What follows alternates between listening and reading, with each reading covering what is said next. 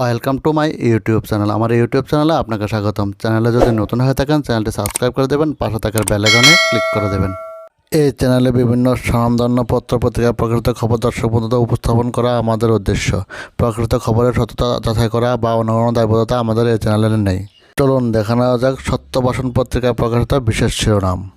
গণবন্টনে মিলবে গোমতীর দুগ্ধজাত পণ্য, আসছে বিস্তারিত।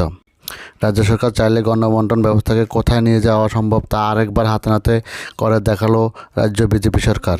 এতকাল গণবন্টন নিয়ে বামেরা শুধু মুখে বুলি আড়ালেও কাজে কিছু করে দেখাতে পারেননি। তৎকালীন সময়ে গণবন্টন ব্যবস্থা যতটাই বেঁচে ছিল তা কেন্দ্র সরকারের বাদান্যতায়।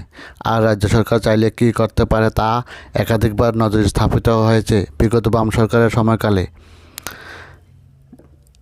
আজ প্রগতি বিদ্যাভবনে সন্নিকটে 61 নম্বর ন্যায্য মূল্যের দোকানে গোমতী কোঅপারেটিভ মিল্ক প্রডিউসার ইউনিয়নের উৎপাদিত দুগ্ধজাত সামগ্রী বিভিন্ন কেন্দ্রের আনুষ্ঠানিক উদ্বোধন করেন মুখ্যমন্ত্রী প্রফেসর ডক্টর মানিক সাহা। বলেন, রাজ্যের গণবন্টনের ব্যবস্থাকে শক্তিশালী করার উদ্যোগ নেওয়া হয়েছে। এই লক্ষ্যে গতানুগতিকভাবে চিন্তাভাবনার ঊর্ধ্বে উঠে জনকল্যাণে উদ্ভাবনী কর্মসূচি বাস্তবায়নের উদ্যোগ নিচ্ছে বর্তমান সরকার। এখন থেকে ন্যায্য মূল্যের দোকানে গোমতীর দুগ্ধজাত পণ্য সরবরাহ করা হবে।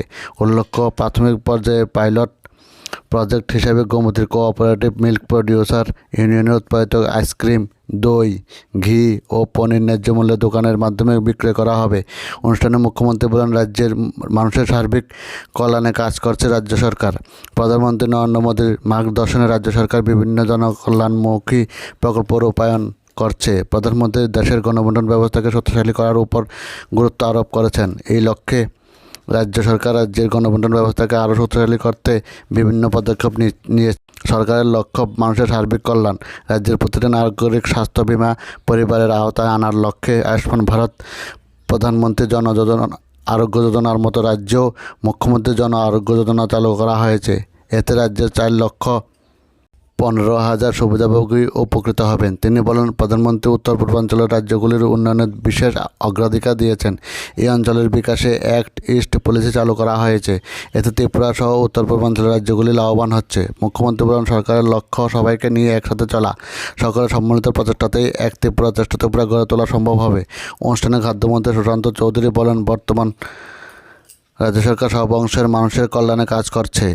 এই সরকার জনদরদী সরকার। সমবায় মন্ত্রী শুক্লাচরণ নোয়াতিয়া বলেন, রাজ্যের ন্যায্য মূল্যের দোকানগুলিতে এখন বিভিন্ন সামগ্রী দেওয়া হচ্ছে। এর সাথে যুক্ত হলো গোমতী কোঅপারেটিভ মিল্ক প্রডিউসার ইউনিয়নের উৎপাদিত দুগ্ধজাত পণ্য।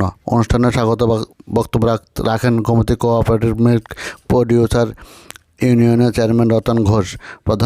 ধন্যবাদ জ্ঞাপন করেন গোমতী কোঅপারেটিভ মিল্ক প্রডিউসার ইউনিয়নের চিফ ম্যানেজিং ডিরেক্টর আনন্দরূপ ভট্টাচার্য।